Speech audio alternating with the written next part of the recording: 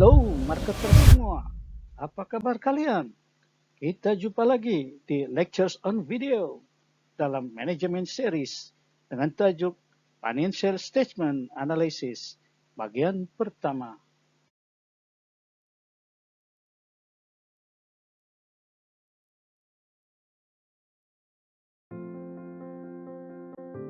Tahukah kamu apa itu laporan keuangan?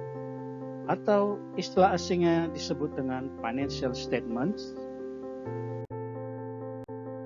Ya, laporan keuangan digunakan oleh pihak internal dan eksternal perusahaan ataupun organisasi yang berkepentingan dalam pengambilan keputusan.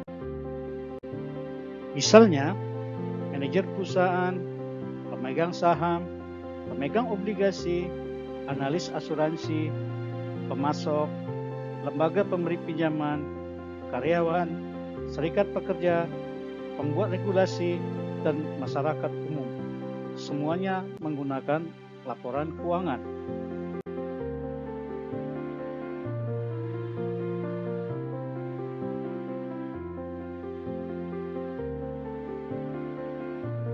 Yang paling utama membutuhkannya adalah calon investor dan pemasok. Karena dengan menggunakan laporan keuangan, mereka dapat memutuskan apakah perlu dibeli saham perusahaan tersebut atau apakah perlu dipasok barang ke perusahaan itu secara kredit ataupun tunai.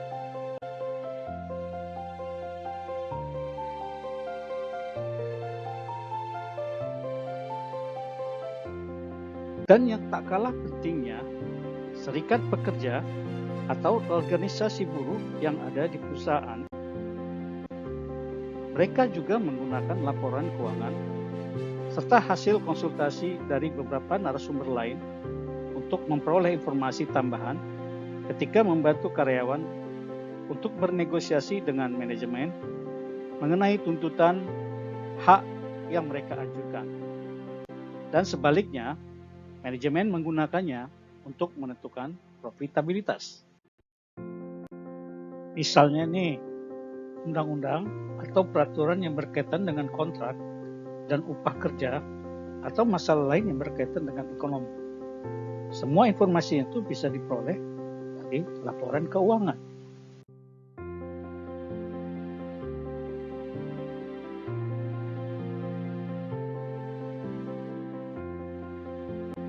Sekarang, tahukah kamu apa itu GAAP? Yakni singkatan dari Generally Accepted Accounting Principles. GAAP adalah sekumpulan standar akuntansi atau kombinasi dari standar otoritas keuangan dan cara yang umum diterima serta terus dikembangkan dari tahun ke tahun untuk mencatat transaksi secara akuntansi. Meringkasnya menjadi laporan keuangan dan mengungkapkan informasi pendukung tertentu sehingga meningkatkan kejelasan serta kebenaran komunikasi informasi keuangan perusahaan ataupun organisasi.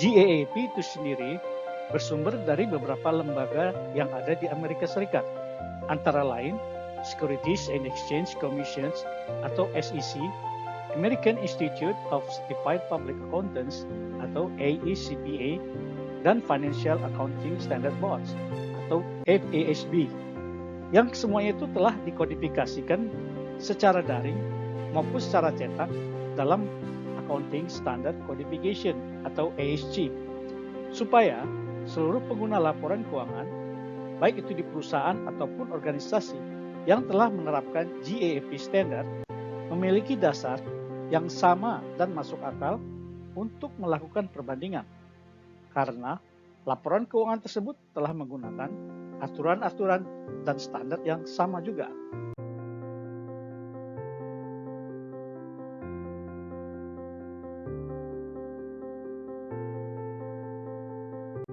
Salah satu lembaga yang ikut menyusun GAAP adalah SEC atau Securities and Exchange Commission, yakni satu lembaga yang dibentuk berdasarkan Securities Act of 1993 dan Securities Exchange Act of 1934 untuk menjadi regulator utama pasar saham atau Initial Public Offerings, as known as IPOs, di Amerika Serikat dalam penetapan regulasi pendaftaran sekuritas atau efek dan mengawasi jalannya aktivitas bursa efek di Amerika Serikat yang meliputi antara lain kewenangan menentukan GAAP, peraturan bursa efek atau Stock Exchange as known as SX, tentang penjelasan prasyarat pengungkapan, perlindungan bagi para investor, menjaga fungsi pasar sekuritas secara tertib dan adil,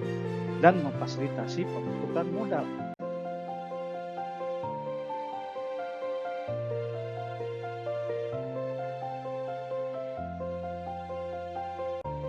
Sekarang, tahukah kamu lembaga lainnya yang ikut berperan serta dalam penyusunan GAAP, yaitu AICPA atau American Institute of Certified Public Accountants,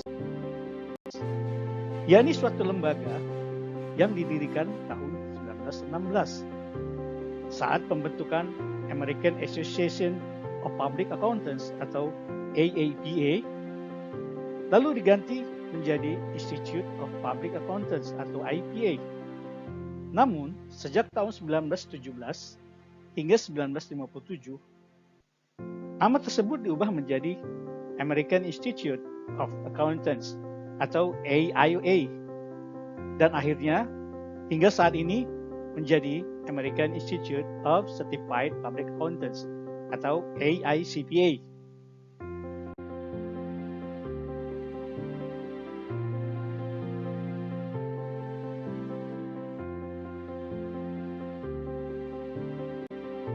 AICPA sebagai sebuah organisasi profesional di bidang akuntansi publik yang mana anggotanya hanya untuk para akuntan publik yang terdaftar saja atau Certified Public Accountants as known as CPA, sehingga membuat pendirian AICPA ini menjadikan akuntansi sebagai suatu profesi yang istimewa, layaknya dokter dan pengacara, karena persyaratan pendidikan yang ketat, standar profesional yang tinggi, kode etik profesional yang tegas, dan komitmen untuk melayani kepentingan publik, sehingga tujuan untuk menetapkan standar etika profesi dan standar audit di Amerika Serikat bagi perusahaan swasta, organisasi nirlaba, pemerintah, negara bagian, dan daerah dapat diwujudkan.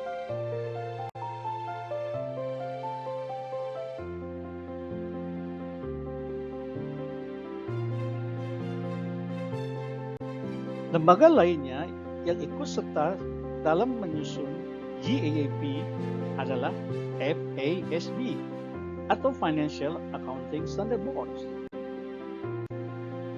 yakni suatu badan non-pemerintah yang didirikan pada tahun 1973 di Amerika Serikat, yang mana bertugas dan bertanggung jawab untuk menetapkan standar akuntansi, yaitu GAAP itu sendiri, dan telah resmi diakui secara otoritatif oleh SEC, sehingga mereka memiliki misi untuk membangun serta meningkatkan standar akuntansi keuangan dan pelaporan untuk menjadi panduan dan pendidikan publik, termasuk penerbit, auditor, dan pengguna lainnya yang membutuhkan informasi keuangan, dengan mengeluarkan standar-standar baru maupun standar-standar yang telah direvisi dalam rangka meningkatkan standar yang sudah ada sesuai dengan perkembangan zaman dan dunia usaha, sehingga semua informasi yang diberikan benar-benar bermanfaat dan dapat dipertanggungjawabkan.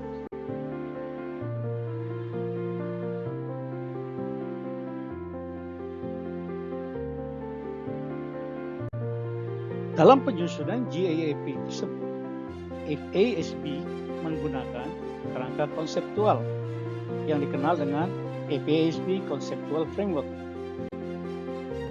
Yakni suatu konsep fundamental yang disusun oleh FASB dalam menetapkan standar akuntansi dan laporan keuangan yang konsisten untuk menghasilkan 7 pernyataan atau yang dikenal dengan Statements of Financial Accounting Concepts atau SFAC, yakni suatu konsep yang memberikan panduan dalam memilih transaksi, peristiwa dan keadaan yang akan dipertanggungjawabkan, bagaimana cara mengakuinya, bagaimana cara mengukurnya, bagaimana pula cara meringkasnya, dan yang terakhir, bagaimana cara melaporkannya.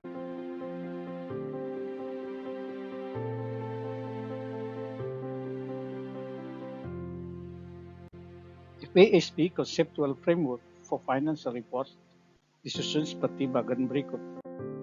Bagan ini berbentuk segitiga dan dibagi menjadi 4 bagian yang terdiri dari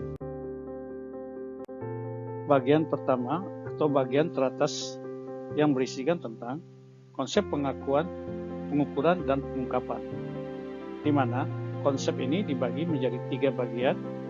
Yang pertama adalah asumsi, yang kedua prinsip, yang ketiga kendala. Dalam bagian asumsi terdiri dari pertama entitas ekonomi, yang kedua kekhawatiran, yang ketiga satuan moneter, yang keempat periodisitas. Sedangkan bagian prinsip terdiri dari 1. Pengukuran, 2. Pengakuan pendapatan, 3. Pengakuan biaya, dan 4. Pengungkapan sepenuhnya. Sedangkan bagian terakhir yang menjadi kendala adalah yang pertama biaya, yang kedua praktek industri. Jadi bagian ini menjelaskan bahwa laporan keuangan itu disusun harus berdasarkan ketiga bagian ini. Ada asumsi dasar, bagaimana menerapkan prinsip-prinsipnya, dan bagaimana cara mengatasi kendala-kendala yang ada.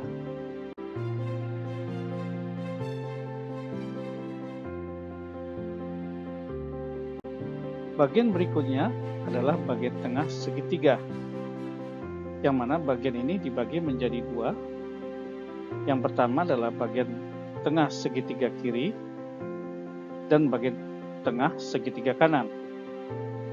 Bagian tengah segitiga kiri berisikan tentang karakteristik kualitatif yang terdiri dari 1. Sifat-sifat mendasar. Sifat-sifat mendasar ini dibagi menjadi A. Relevansi yang terdiri dari 1. Nilai prediksi, 2. Nilai konfirmasi, 3. Materialitas. Kemudian yang B adalah representasi kesetiaan yang terdiri dari pertama kelengkapan, kedua netralitas, dan yang ketiga bebas dari kesalahan. Karakteristik kualitatif yang kedua adalah meningkatkan kualitas yang terdiri dari 1. Dapat diperbandingkan, 2. Dapat diverifikasi, 3. Ketepatan waktu, dan 4. Dapat dipahami. Kemudian bagian tengah segitiga kanan atau bagian ketiga berisikan tentang elemen-elemen atau unsur-unsur dalam laporan keuangan yang terdiri dari 1. Aktiva, 2.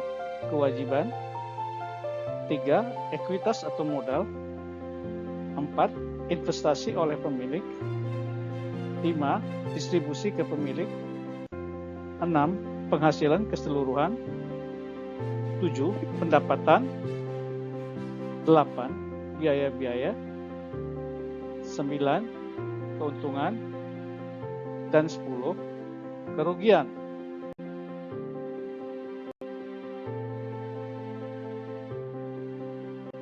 Oke, selanjutnya bagian terakhir, bagian ketiga, yakni bagian ujung dari segitiga.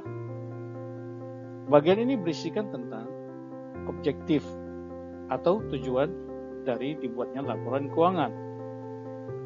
Adapun tujuan tersebut adalah untuk memberikan informasi tentang laporan perusahaan yang berguna bagi investor saat ini maupun calon investor di masa yang akan datang, para pemberi pinjaman, dan para kreditur lainnya yang dalam hal ini kapasitasnya adalah sebagai penyedia modal.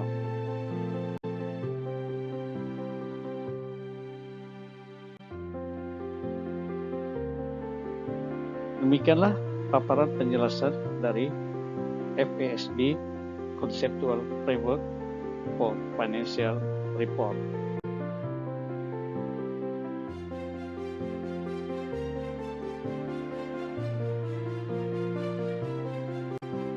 Bagian-bagian yang belum diselesaikan dalam FASB Conceptual Framework akan dicatat dalam lembaran yang disebut dengan SFAC atau kepanjangannya adalah Statements of Financial Accounting Concepts.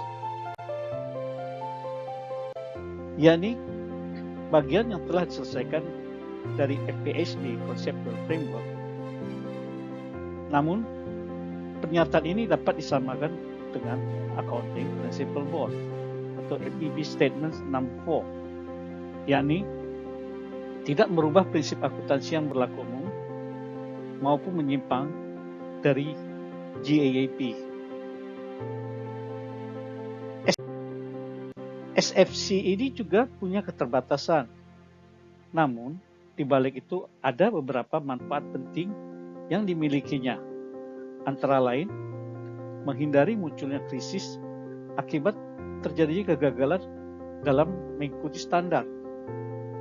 Kemudian lebih terbuka untuk perubahan yang mendukung proses evolusi penyusunan struktur metateori, yakni suatu proses penyusunan yang memetakan proses penyusunan teori akuntansi keuangan.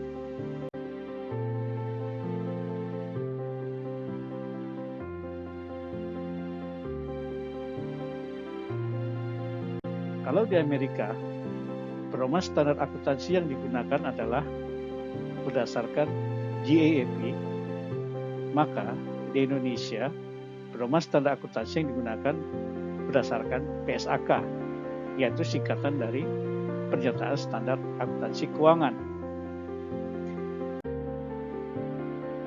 PSAK ini adalah suatu kerangka standar dalam prosedur pembuatan laporan keuangan agar terjadi keseragaman dalam penyajiannya, dengan tujuan untuk mempermudah auditor dan para pembacanya memahami dan membandingkan laporan keuangan dari setiap entitas yang berbeda-beda. Pedoman standar ini dibuat oleh Ikatan Akuntansi Indonesia. Kalau di Amerika dibuat oleh salah satu lembaganya, AECPA, yang mana standar ini dibuat berdasarkan pada kondisi yang sedang berjalan, lalu disepakati dan disahkan oleh institut atau lembaga resmi di Indonesia. Jadi, ada 5 standar akuntansi keuangan yang berlaku di Indonesia. Dan saat ini banyak dipakai oleh entitas swasta dan lembaga-lembaga pemerintahan. 4 diantaranya telah diterbitkan oleh Dewan Standar Ikatan Akuntansi Indonesia atau DSAK IAI. Sedangkan yang satu lagi yang merupakan acuan standar yang dikeluarkan oleh Komite Standar Akuntansi Pemerintah atau KSAP.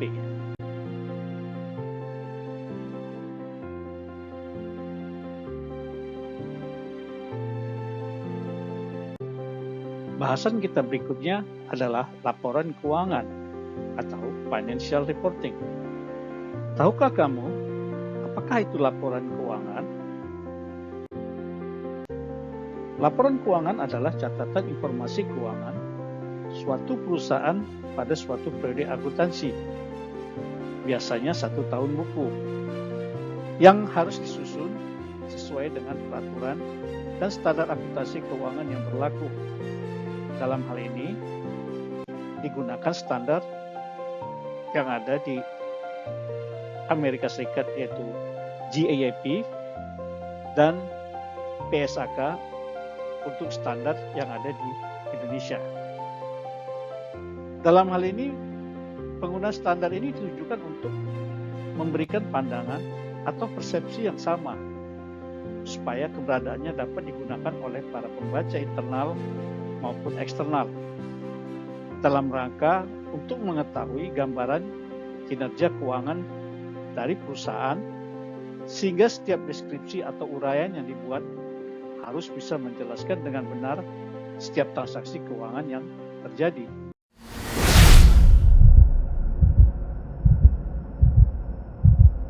Oke, marketers, di section pertama kita telah membahas tentang definisi laporan keuangan dan apa yang menjadi latar belakangnya sehingga ditetapkan sebagai salah satu standar dalam operasional perusahaan.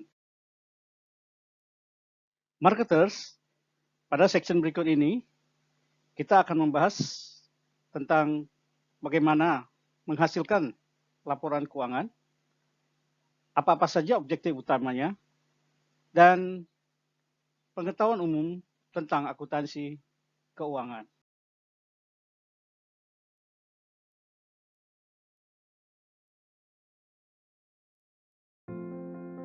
Objektif utama laporan keuangan menurut Statement of Financial Accounting Concepts atau SFAC number 1 adalah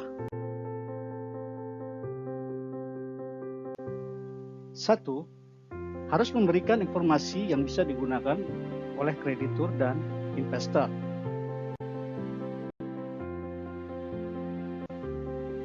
2. Harus memberikan informasi yang bisa digunakan untuk memprediksi aliran kas masa depan. 3. Harus memberikan informasi mengenai sumber daya ekonomi perusahaan, bukti-bukti klaimnya, dan pengaruh transaksinya, serta peristiwa dan perubahan lingkungan terhadap sumber-sumber tersebut. 4. Harus memberikan informasi mengenai kinerja keuangan pada periode tertentu, biasanya periode 1 tahun.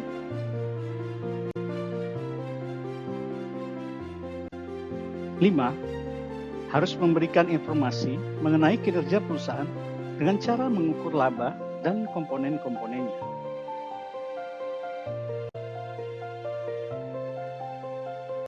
6. Harus memberikan informasi mengenai tata cara perusahaan mendapatkan dan mengembangkan uang tunai. 7. Harus memberikan informasi tentang cara manajemen mempertanggungjawabkan semua sumber daya yang dimilikinya dan yang dipercayakan kepadanya, serta apa manfaatnya bagi manajemen itu sendiri.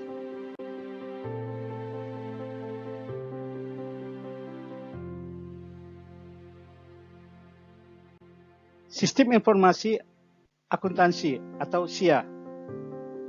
Istilah asingnya adalah Accounting Information System atau AIS. SIA ini dibagi menjadi 2 bagian, yaitu bagian konseptual, yakni sistem informasi akuntansi, yang terdiri dari terminologi dasar, debit dan kredit, persamaan akuntansi, laporan keuangan, dan struktur kepemilikan. Sedangkan bagian kedua adalah bagian teknikal yang disebut dengan siklus akuntansi, yang terdiri dari identifikasi dan pencatatan, penjurnalan, posting ke buku besar, neraca percobaan, jurnal penyesuaian, neraca setelah penyesuaian, penyusunan laporan keuangan, penutup atau jurnal penutup, neraca percobaan setelah penutupan, dan terakhir adalah jurnal pembalikan atau reversing entries. Sistem informasi akuntansi atau SIA secara konseptual berisikan tentang beberapa terminologi dasar, antara lain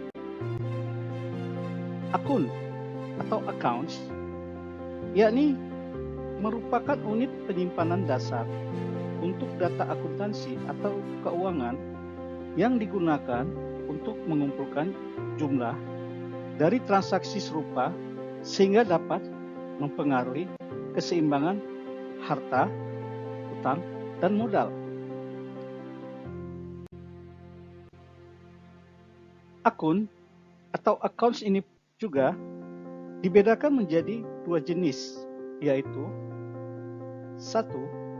Akun real atau real accounts, yakni merupakan jenis akun yang tercatat di neraca seperti harta, utang, dan modal. Yang kedua, akun nominal atau nominal accounts, yakni merupakan akun yang tercatat di laporan laba rugi seperti pendapatan dan beban.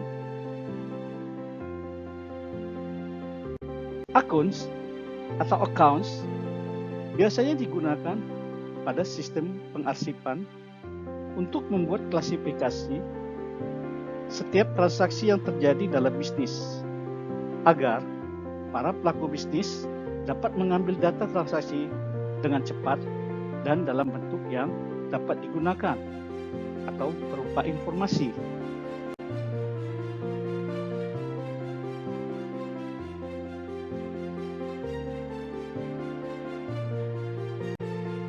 Penjelasan berikut ini masih berkaitan dengan terminologi dasar dalam sistem informasi akuntansi, seperti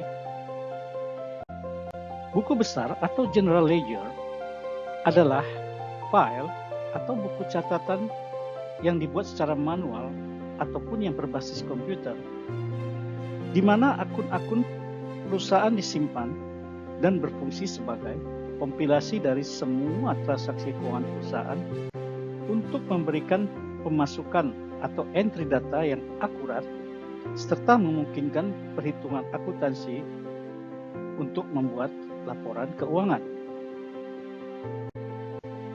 Transaksi keuangan atau bisnis atau business transactions atau sering juga disebut dengan events adalah segala kegiatan atau kesepakatan bisnis antara pembeli dan penjual untuk menukar barang, jasa, atau aktiva keuangan yang dapat diukur dengan uang dan berdampak pada posisi keuangan suatu perusahaan.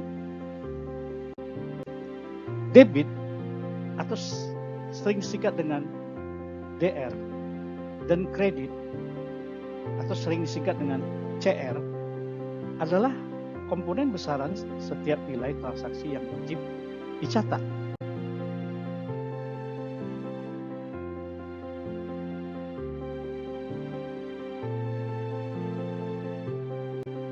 Istilah debit dan kredit yang selalu muncul dalam akuntansi mulai diperkenalkan pada tahun 1494 oleh seorang berkebangsaan Italia bernama Fra Luca Pacioli yang mengungkapkan tentang prinsip dualitas atau principle of duality, yakni suatu prinsip yang mendasari sistem akuntansi di mana semua transaksi harus dicatat dengan setidaknya satu debit dan satu kredit, sehingga nilai moneter debit dan kredit akan menjadi sama.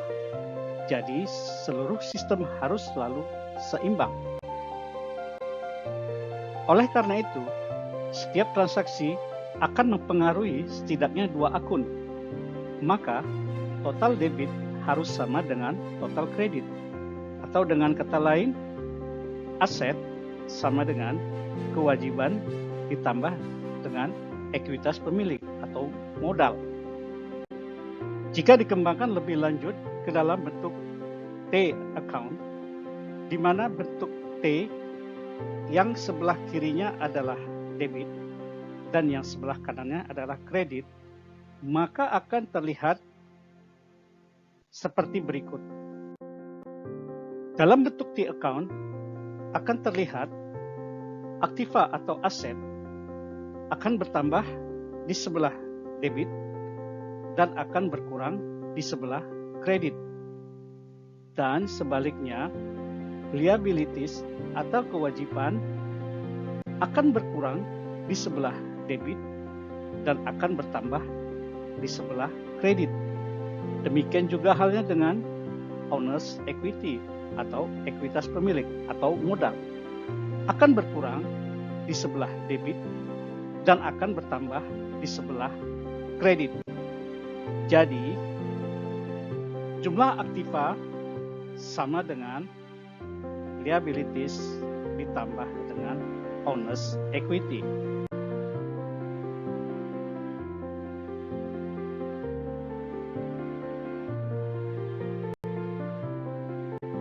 Pada bagian sebelumnya telah disinggung tentang aktiva atau aset adalah sama dengan kewajiban atau liabilities ditambah dengan owner's equity atau modal. Rumus dasar tersebut dalam akuntansi disebut dengan persamaan dasar akuntansi. Apakah persamaan dasar akuntansi itu? Persamaan dasar akuntansi atau accounting equation adalah perhitungan yang nantinya bisa memproyeksikan kekayaan atau aset atau aktiva, hutang atau liabilities atau kewajiban, serta modal atau ekuitas pemilik atau capital yang dimiliki oleh perusahaan tersebut. Jika dikembangkan lebih lanjut dan secara mendetail, maka assets atau aktiva adalah sama dengan liabilities atau kewajiban ditambah dengan capital atau owner's equity atau modal dikurangi dengan withdrawals, yakni pengambilan oleh pemilik modal, ditambahi dengan revenues, yakni semua pendapatan yang diperoleh dari kegiatan operasional, dikurangi dengan expenses, yakni semua biaya dan pengorbanan yang dikeluarkan dalam kegiatan operasional. Persamaan dasar akuntansi atau accounting equations dapat diatur ulang untuk menggeser penarikan dan pengeluaran dari sisi kanan ke sisi kiri. Jadi, assets atau aktiva ditambah dengan withdrawals atau pengambilan oleh pemilik modal ditambah dengan expenses atau biaya-biaya dan pengorbanan yang dikeluarkan selama kegiatan operasional berlangsung sama dengan liabilities atau kewajiban ditambah dengan capital atau owner's equity atau modal ditambah dengan revenues atau pendapatan yang diperoleh selama kegiatan operasional berlangsung. Sekarang kita akan melanjutkan pembahasan ke bagian berikutnya, yakni bagian teknikal dari sistem informasi akuntansi. Pada bagian teknikal ini akan banyak mengulas tentang siklus akuntansi, yaitu tahapan-tahapan proses yang harus dilakukan dalam mempersiapkan laporan keuangan. Semua tahapan proses atau siklus akuntansi ini harus dilakukan secara simultan dan berurutan, yang dimulai dari identifikasi transaksi, yakni tahapan proses untuk melakukan pemilahan dan pengelompokan jenis-jenis transaksi beserta bukti-buktinya yang berkaitan dengan bisnis dan memiliki nilai uang. Proses selanjutnya adalah mencatat setiap transaksi ke dalam jurnal berdasarkan akun-akun yang telah dibuat sebelumnya. Untuk sistem informasi akuntansi yang masih dilakukan secara manual, proses pemilahan dan pengelompokan akun-akun yang ada dalam setiap ayat jurnal ke dalam akun buku besar masing-masing akan dilakukan secara manual juga. Tetapi sebaliknya untuk sistem informasi akuntansi yang sudah terkomputerisasi, semua akun-akun yang dimasukkan pada saat mengentry data jurnal secara otomatis akan terpilah-pilah dan terkelompok serta tercatat atau tersimpan dalam akun buku besar atau general ledger mereka. Jadi seolah-olah proses pencatatan ke buku besar atau general ledger akan terlewatkan atau terskip, padahal tidak. Padahal proses ini sudah otomatis terlaksana dengan baik dan tepat sesuai akun masing-masing. Setiap total saldo yang ada di masing-masing akun buku besar akan dipindahkan ke dalam neraca saldo atau neraca percobaan sebelum penyesuaian secara manual juga jika sistem informasi akuntansi yang digunakan masih manual. Namun, untuk sistem informasi akuntansi yang sudah terkomputerisasi, sama halnya dengan proses buku besar atau general ledger. Setiap saldo masing-masing akun yang ada dalam setiap ayat jurnal akan terakumulasi secara otomatis juga dan tercatat dalam neraca saldo ataupun neraca percobaan sebelum disesuaikan.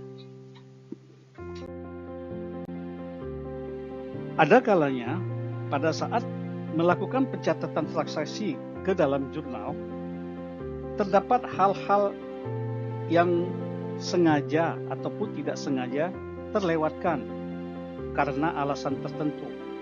Misalnya, belum jatuh tempo, atau metode perhitungan yang digunakan pada saat melakukan jurnal perlu diperbaiki atau dirubah sesuai dengan aturan yang berlaku saat itu. Atau mungkin juga lupa mencatat apa yang terjadi pada saat itu, atau mungkin juga terjadi kesalahan perhitungan terhadap jumlah nominal yang seharusnya dicatatkan ke dalam jurnal, dan lain sebagainya. Jadi, jika terjadi hal-hal seperti itu, maka perlu dilakukan jurnal penyesuaian untuk mencatat kembali atau memperbaiki ayat-ayat jurnal sebelumnya, baik itu akun-akunnya maupun besaran nominal sebelumnya. Sama halnya dengan proses pembuatan buku besar.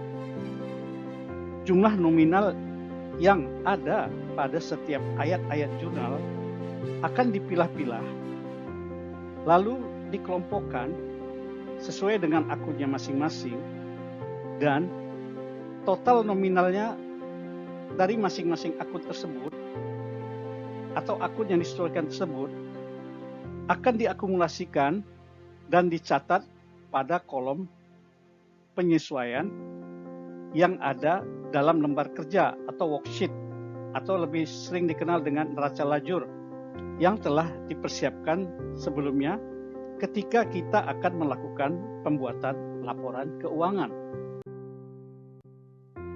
Setelah melakukan proses pembuatan neraca saldo atau neraca percobaan sebelum penyesuaian beserta total nominal dari masing-masing akun yang masih perlu disesuaikan, proses berikutnya adalah membuat dan mengisi kolom-kolom yang ada pada neraca lajur atau disebut juga dengan kertas kerja, atau disebut juga dengan worksheet, atau disebut juga dengan working paper, yaitu sebuah lembar kerja yang sengaja dipersiapkan ketika akan menyusun atau mempersiapkan laporan keuangan. Dan biasanya kertas kerja ini ada yang terdiri dari 10 kolom ataupun 12 kolom, yang biasanya diawali dengan kolom pertama berisikan dengan nomor akun, dan diikuti dengan kolom berikutnya adalah nama akun yang ada di perusahaan yang bersangkutan.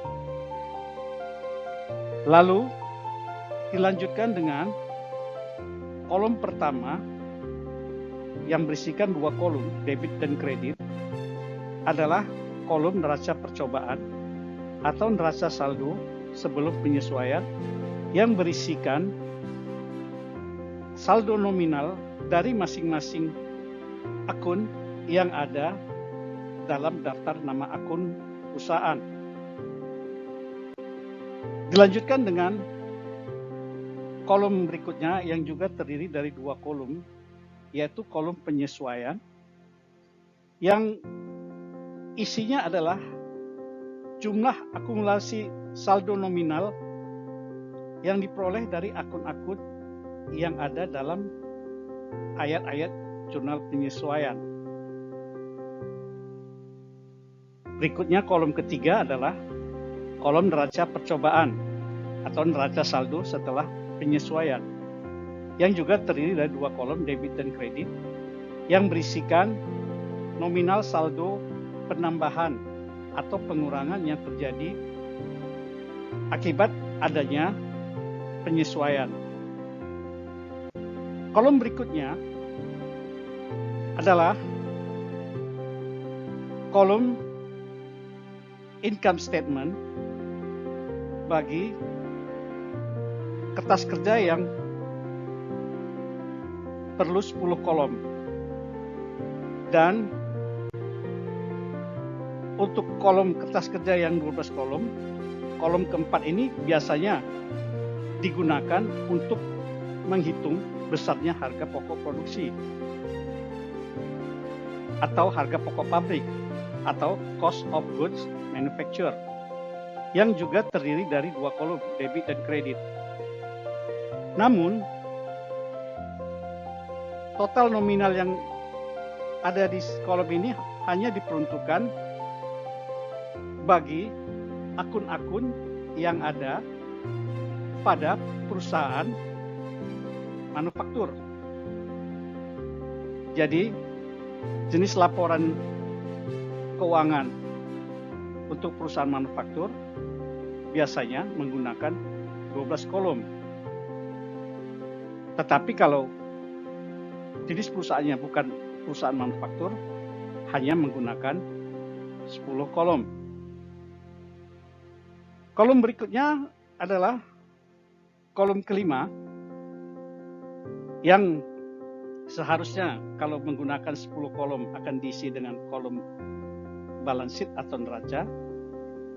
Untuk yang 12 kolom akan berisikan dengan kolom income statement atau laporan laba rugi, yang juga terdiri dari 2 kolom, debit dan kredit, yang berisikan nominal saldo dari masing-masing akun yang ada di laporan laba rugi. Dan kolom terakhir, kolom neraca atau balance sheet, yang juga terdiri dari 2 kolom, debit dan kredit, untuk menampung nilai nominal dari akun-akun yang ada di neraca atau balance sheet. Jadi, penggunaan 10 kolom dan 12 kolom dalam neraca lajur atau kertas kerja tergantung pada jenis entitas atau perusahaannya. Akan digunakan 10 kolom jika perusahaan itu bukan perusahaan manufaktur, misalnya perusahaan jasa atau perusahaan dagang. Dan digunakan 12 kolom jika perusahaan tersebut adalah perusahaan manufaktur, karena kolom yang 2 itu akan digunakan untuk mengisi penambahan ataupun pengurangan akun-akun yang ada di manufaktur atau di pabrik. Setelah menyelesaikan neraca lajur, maka kita sudah dapat melihat berapa besarnya laba rugi yang akan diterima atau diderita oleh perusahaan yang bersangkutan melalui kolom pendapatan atau income statement yang sudah dibuat. Dan kita juga akan mengetahui bagaimana posisi aktiva, kewajiban, dan modal yang akan tercantum di dalam neraca ketika kita melihat kolom neraca yang ada di dalam neraca lajur. Pada penjelasan sebelumnya telah dikemukakan tentang salah satu kolom yang ada dalam neraca lajur, yaitu kolom neraca saldo atau neraca percobaan setelah penyesuaian. Kolom ini berisikan total nominal debit atau kredit dari masing-masing akun yang ada di perusahaan setelah dilakukan penambahan ataupun pengurangan akibat adanya penyesuaian yang terjadi, atau dengan kata lain, nominal saldo yang ada adalah nominal saldo yang benar-benar saat ini dan siap untuk dicantumkan dalam laporan laba rugi atau income statement dan dalam laporan neraca ataupun balance sheet. Tahapan terakhir atau proses terakhir yang harus dilakukan dalam suatu siklus akuntansi adalah pembuatan jurnal penutup dan jurnal pembalik. Jurnal penutup dan jurnal pembalik adalah pencatatan jurnal yang dilakukan terhadap akun-akun yang sebelumnya belum ada atau tidak ada pada laporan keuangan untuk diakumulasikan ke dalam akun induknya, yakni akun real, dan menghapus akun-akun nominal atau akun yang sebelumnya tidak ada ke dalam akun ikhtisar laba rugi untuk mengetahui dan menjurnal ke dalam laba rugi tentang laba atau rugi yang diperoleh atau laba atau rugi yang terjadi selama periode tertentu ke akun modal atau akun laba ditahan yang merupakan akun real atau akun yang ada di kredit neraca yang sifatnya menambah atau mengurangi owner's equity atau kapital. Demikianlah siklus atau tahapan akuntansi yang harus dilakukan secara konsisten dan simultan dalam satu periode akuntansi untuk menghasilkan laporan keuangan yang benar dan bisa dipertanggungjawabkan.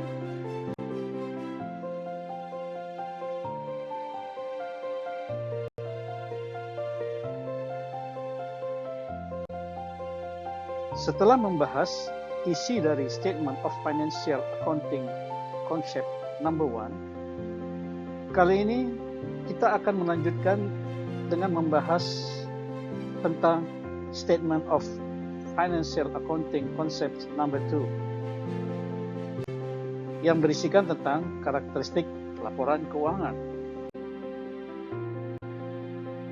Statement of Financial Accounting Concept atau SFAC number 2 yang berisikan tentang qualitative characteristic of accounting information atau karakteristik kualitatif dari informasi akuntansi tahun 1980 yang membahas tentang kualitas informasi yang harus dipenuhi dalam laporan keuangan dengan rumusan seperti berikut.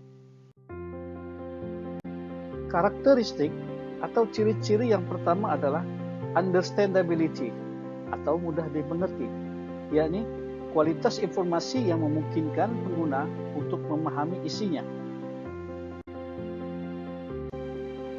Ciri yang kedua adalah relevance atau punya keterkaitan, yakni kemampuan informasi untuk membuat perbedaan dalam keputusan dengan membantu pengguna untuk membentuk prediksi tentang hasil kejadian masa lalu, masa sekarang, dan masa yang akan datang, atau mungkin mengkoreksi ekspektasi sebelumnya.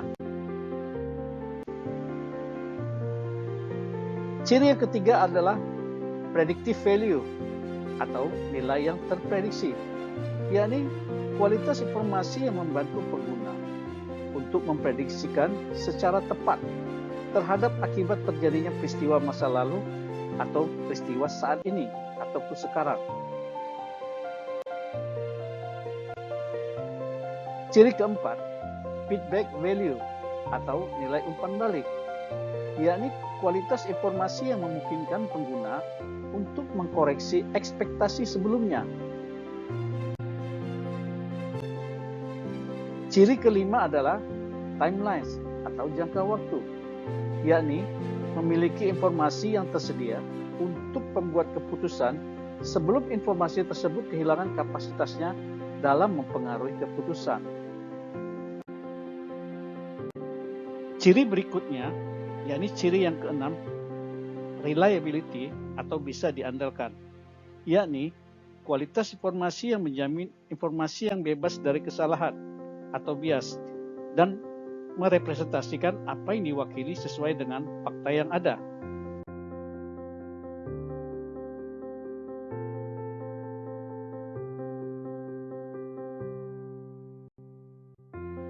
Bagian ini masih merupakan kelanjutan dari pembahasan tentang ciri-ciri kualitatif informasi akuntansi. Ciri berikutnya yang merupakan ciri ketujuh adalah verifiability atau bisa diverifikasi, yakni kemampuan untuk memastikan bahwa informasi telah menyajikan apa yang seharusnya disajikan, atau metode yang dipakai adalah metode pengukuran yang dipilih dan dapat digunakan tanpa kesalahan atau bias. Ciri kedelapan, neutrality atau bersifat netral, yakni tidak ada informasi yang bias untuk mencapai hasil yang telah ditentukan atau untuk menginduksi modus perilaku tertentu. Ciri yang kesembilan, representational faithfulness atau menggambarkan kesetiaan, yakni tolak ukur atau mendeskripsikan sesuai dengan fakta sebenarnya atau fakta yang ada. Ciri yang ke-10, comparability atau dapat dibandingkan, yakni kualitas informasi memungkinkan para pengguna untuk mengidentifikasi persamaan dan perbedaan antara dua fenomena ekonomi. Ciri ke-11, konsistensi atau berpendirian, yakni kesesuaian dari periode ke periode dengan kebijakan dan prosedur yang tidak berubah atau tetap. Dan ciri yang terakhir merupakan ciri yang ke-12 adalah materiality atau bersifat material, yakni besarnya kelalaian atau salah penyajian pada informasi akuntansi, sehingga memungkinkan pengambilan keputusan menggunakan informasi yang telah diubah atau salah dalam penyajian.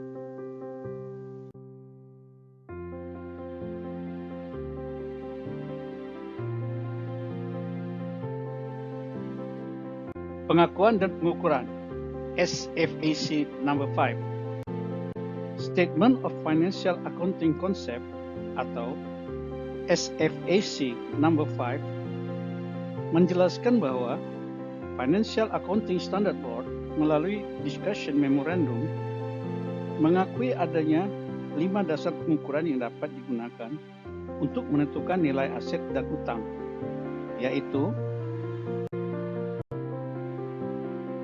pertama, cost historis atau historical cost, yaitu jumlah kas atau setaranya yang dikeluarkan untuk memperoleh aset sampai siap untuk digunakan. Nomor 2, cost pengganti terkini atau current replacement, yaitu jumlah kas atau setaranya yang harus dibayar jika aset yang sejenis atau sama diperoleh pada saat sekarang. Nomor 3, nilai pasar terkini atau current market value, yaitu jumlah kas atau setaranya yang diperoleh dengan menjual aset kegiatan penjualan normal.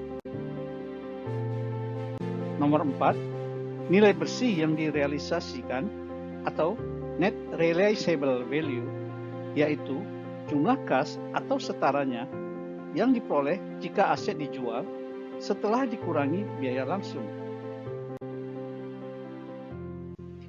Nomor 5, yang terakhir, nilai sekarang aliran kas mendatang, present value of future cash flow, yaitu nilai sekarang aliran kas masa depan yang akan diperoleh jika aset dijual besok.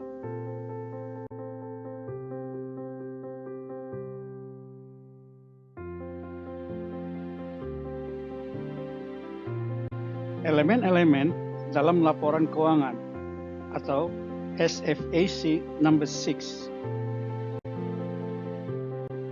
Statement of Financial Accounting Concept atau SFAC number 6 berisikan tentang Elements of Financial Statement of Business Enterprise atau elemen-elemen laporan keuangan dari perusahaan bisnis, menjelaskan bahwa ada 10 elemen laporan keuangan, yaitu pertama, aktiva atau assets adalah manfaat ekonomi yang mungkin terjadi di masa mendatang yang diperoleh atau dikendalikan oleh suatu entitas tertentu sebagai akibat transaksi atau peristiwa masa lalu.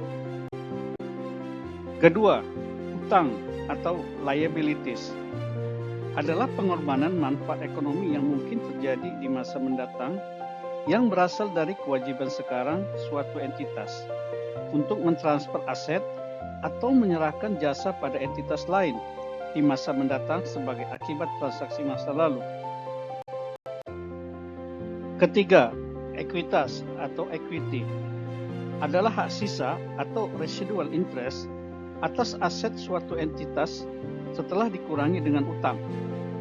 Dalam perusahaan bisnis, ekuitas sama dengan hak pemilik. Keempat, investasi oleh pemilik atau investment by owners adalah kenaikan aset neto suatu perusahaan yang berasal dari transfer entitas lain ke perusahaan tersebut atas sesuatu yang bernilai untuk memperoleh atau meningkatkan hak kepemilikan atau ekuitas dalam perusahaan tersebut.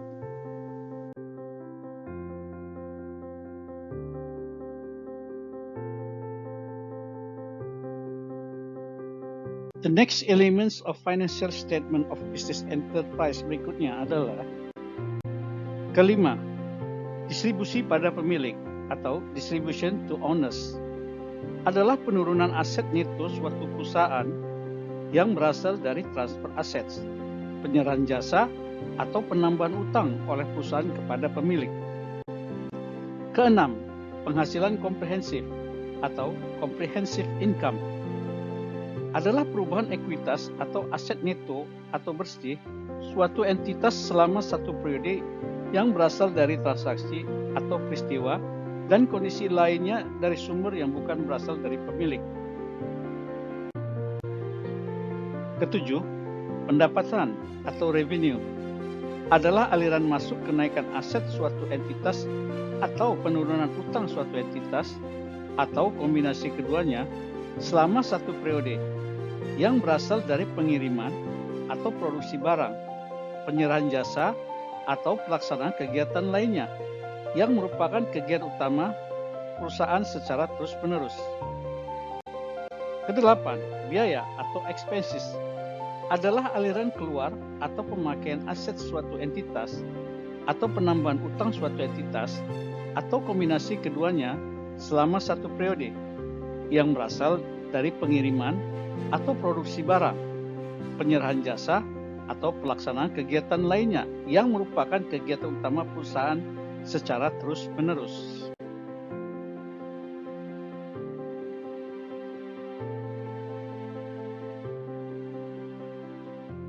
The next elements of financial statement of business enterprise berikutnya adalah kesembilan, keuntungan atau gains adalah kenaikan ekuitas atau aset neto atau bersih dari transaksi insidentil suatu entitas dan berasal dari semua transaksi, peristiwa, dan kondisi lainnya yang mempengaruhi entitas dalam satu periode di luar transaksi yang berasal dari pendapatan dan investasi oleh pemilik. Kesepuluh yang terakhir, kerugian atau losses adalah penurunan ekuitas atau aset neto atau bersih dari transaksi insidentil suatu entitas dan berasal dari semua transaksi, peristiwa, dan kondisi lainnya yang mempengaruhi entitas dalam suatu periode di luar transaksi yang berasal dari biaya dan distribusi pada pemilik.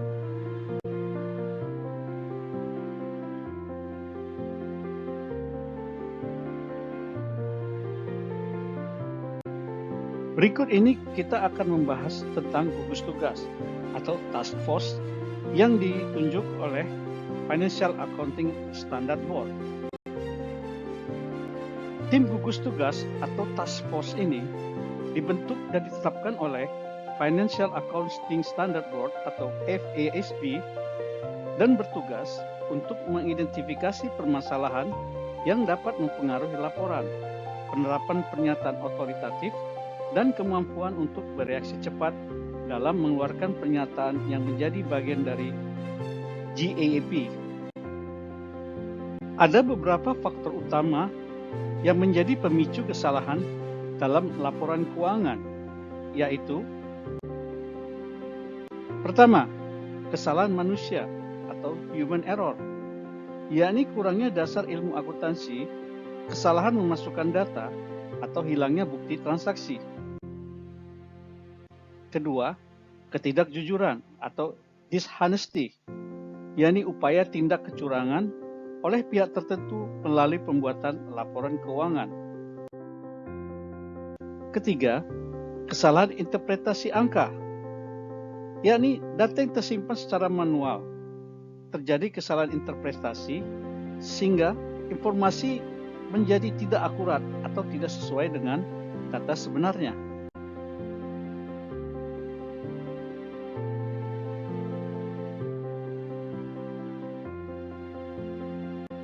Empat masalah yang sering terjadi dalam proses pencatatan akuntansi. Pertama, kesalahan pencatatan dan rekonsiliasi yang meliputi mengabaikan pembuatan laporan keuangan hanya karena tidak punya banyak waktu. Jika transaksi bisnis tidak dicatat secara tepat, maka laporan keuangan tidak akan sesuai dengan kondisi keuangan sebenarnya. Laporan keuangan yang tidak sesuai dan tidak tepat akan berefek negatif pada perusahaan, karena peringkat kredit akan jadi buruk atau pengiriman barang dari pemasok menjadi tidak lancar. Kedua, menjadikan laporan hanya sebagai catatan, yakni akuntansi hanya dianggap sebagai proses mencatat data keuangan, yaitu hanya untuk menghitung saldo atau kepentingan perpajakan, padahal bisa digunakan sebagai informasi dasar untuk memutuskan sesuatu atau menyusun strategi pengembangan bisnis di masa mendatang.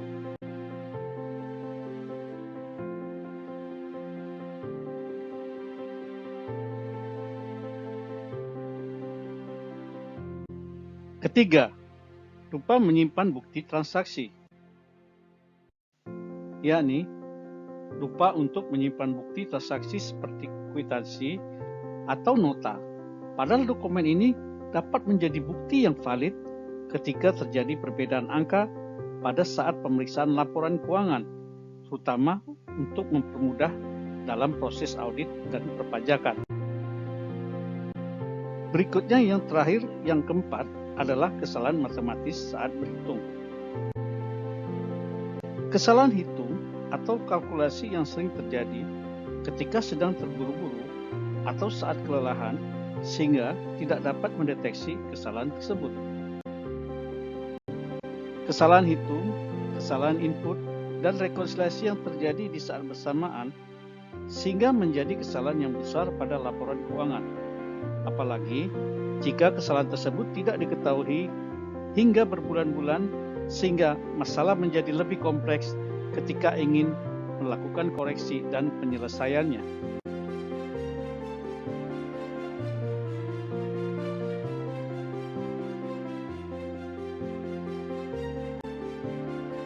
Perkembangan saat ini tentang laporan keuangan. Ada 4 standar akuntansi keuangan di Indonesia saat ini, yaitu yang pertama, standar akuntansi keuangan umum konvergensi dari International Financial Reporting Standard atau IFRS, yakni standar yang umum digunakan untuk bisnis. Efektif sejak 1 Januari 2015, secara garis besar, PSAK telah terkonvergensi dengan International Financial Reporting Standard atau IFRS. Namun, Dewan Standar Akuntansi Keuangan Ikatan Akuntan Indonesia atau DSAK IAI juga menerbitkan PSAK dan ISAK yang merupakan produk non-IFRS, antara lain seperti PSAK nomor 28 dan PSAK nomor 38, diikuti dengan ISAK nomor 31, ISAK nomor 32, ISAK nomor 35, dan ISAK nomor 36. Kedua, standar akuntansi keuangan entitas tanpa akuntabilitas publik atau ETAP, yakni standar yang disusun dengan bentuk pengaturan yang lebih sederhana yang sebagian besar menggunakan konsep biaya historis. Standar ini ditujukan untuk entitas yang tidak memiliki akuntabilitas publik yang signifikan dan menerbitkan laporan keuangan untuk tujuan umum atau General Purpose Financial Statement bagi pengguna eksternal atau pemilik yang tidak terlibat langsung dalam pengelolaan usaha, kreditur, dan lembaga pemeringkat kredit.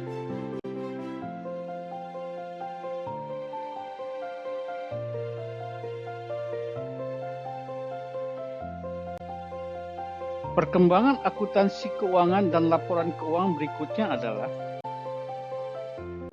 yang ketiga, standar akuntansi keuangan syariah atau SAS, yakni standar yang disusun dan mengacu pada fatwa Majelis Ulama Indonesia dan ditujukan untuk entitas yang melakukan transaksi secara syariah, baik entitas lembaga syariah maupun lembaga non-syariah.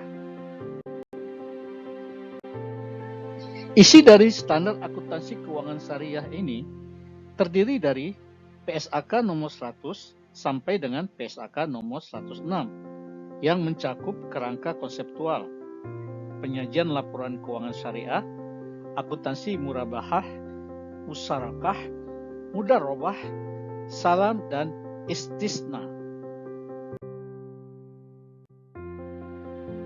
Standar akuntansi yang terakhir, yakni standar akuntansi yang keempat, adalah standar akuntansi keuangan entitas mikro, kecil, dan menengah atau EMKM. Standar ini ditujukan untuk entitas mikro, kecil, dan menengah dengan definisi yang mengacu pada Undang-Undang Nomor 20 Tahun tahun 2008 tidak atau belum mampu memenuhi persyaratan akuntansi yang diatur dalam SAK ETAP, SAK EMKM yang berlaku efektif tanggal 1 Januari 2018 dan penerapan dini yang dianjurkan.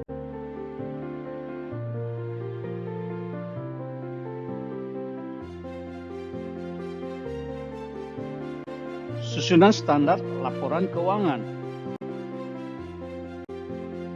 Dewan Standar Akuntansi Keuangan atau DSAK telah mengesahkan penyesuaian atas PSAK nomor 1, yakni tentang penyajian laporan keuangan tertanggal 27 Agustus tahun 2014 yang terdiri dari A. Laporan posisi keuangan pada akhir periode. B. Laporan laba rugi dan penghasilan komprehensif lain selama periode. C. Laporan perubahan ekuitas selama periode. D. Laporan arus kas selama periode.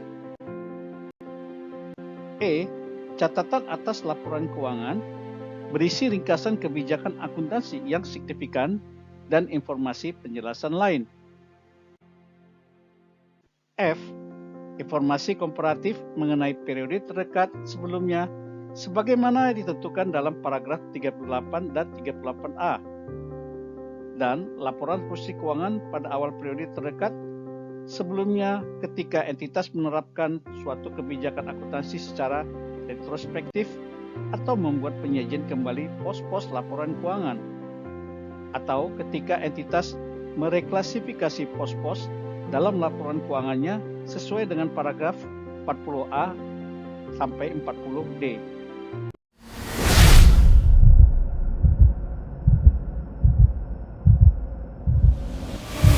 Kini saatnya kita merangkum semua hasil pemaparan pada slide-slide sebelumnya agar apa yang telah dijelaskan bisa menjadi lebih sederhana, mudah dimengerti, dan gampang diingat.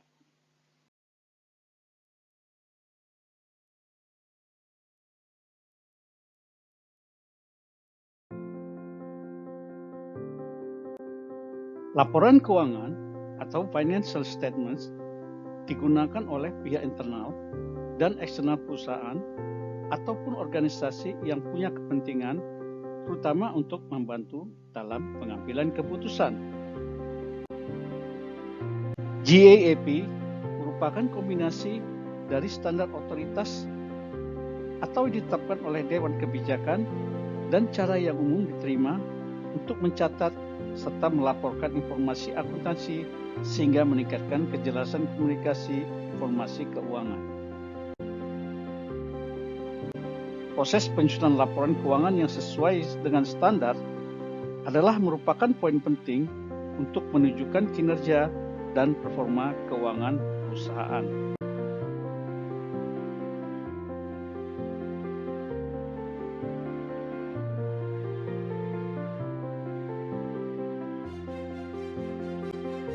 Standar akuntansi keuangan atau SAK adalah suatu kerangka dalam prosedur pembuatan laporan keuangan agar terjadi keseragaman dalam penyajian laporan keuangan, karena hal ini berfungsi untuk mempermudah auditor serta mempermudah pembaca laporan keuangan untuk memahami dan membandingkan laporan keuangan entitas yang berbeda-beda.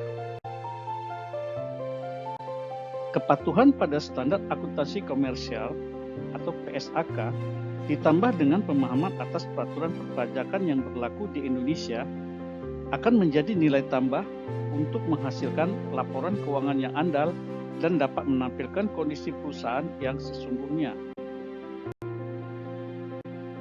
Faktor-faktor utama yang menjadi pemicu timbulnya kesalahan dalam laporan keuangan diantaranya adalah kesalahan manusia, ketidakjujuran, dan kesalahan interpretasi angka.